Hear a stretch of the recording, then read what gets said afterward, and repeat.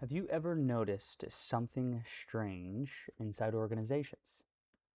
Someone is amazing at their job, they're productive, they're respected, they consistently perform well, so naturally, they get promoted.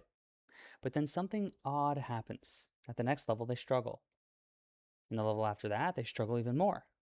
Until eventually, they reach a position where they're clearly not effective anymore, but they stay there. This is not just bad luck. It's actually it's something, and it's called the Peter Principle. The Peter Principle is a theory in organizational psychology that explains why so many organizations end up with leaders who seem unqualified for their roles. And the idea is simple.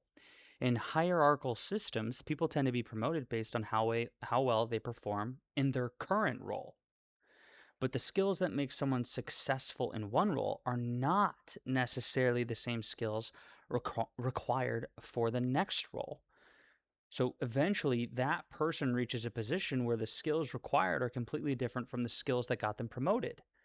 And this is exactly where the system breaks because promotions keep happening until someone reaches a role where they are no longer competent. And once they reach that level, they often remain there.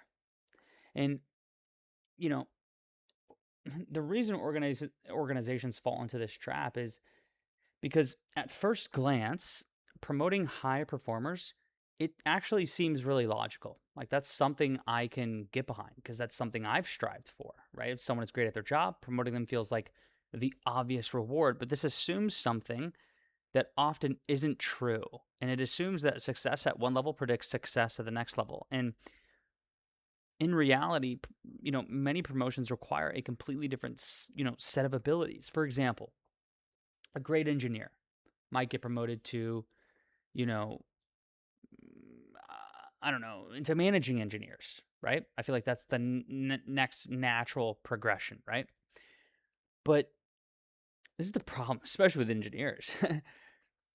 If they're a software engineer, right? Like writing code and then managing people are entirely different skill sets, especially for an engineer, because they are just historically just not good managers, like at all, right? A top salesperson might get promoted to sales manager, but closing deals and coaching a team, it requires two different strengths, right?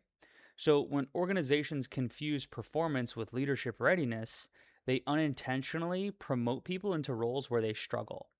So what happens after someone reaches their level of incompetence is, you know, they'll reach a point where they're not effective.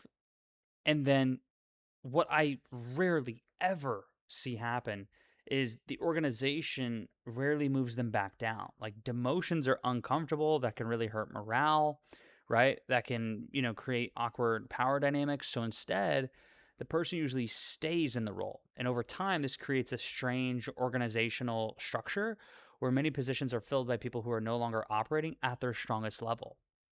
And the organization continues to function, right?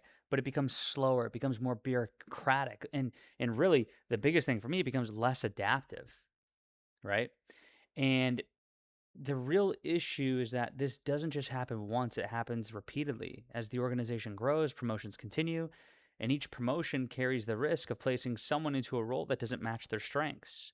And eventually, entire layers of the organization can end up filled with people who are excellent at their previous job, but are just really misaligned with their current responsibilities. And when that happens, decision making slows down, communication becomes messy, innovation comes to an absolute halt.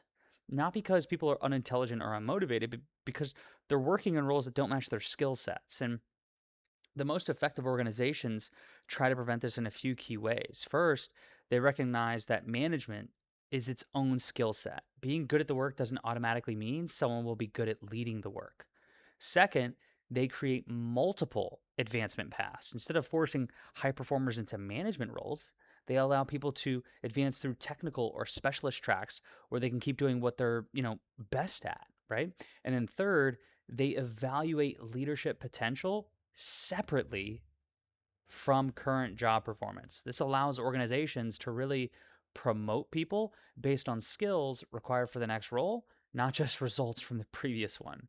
So, the Peter Principle, it explains a pattern that many people have experienced but rarely have had a name for. I just learned this after filming. If you watch the video before this, right, I was doing research on it, right? And, ChatGPT pointed it out for me. But organizations often promote their best performers until those performers reach roles where they're no longer operating at their strengths. And understanding this idea changes how you see promotions, leadership, and career growth. Because sometimes the smartest move for both the employee and the organization, it's not promotion, it's placing people where their abilities actually create the most value.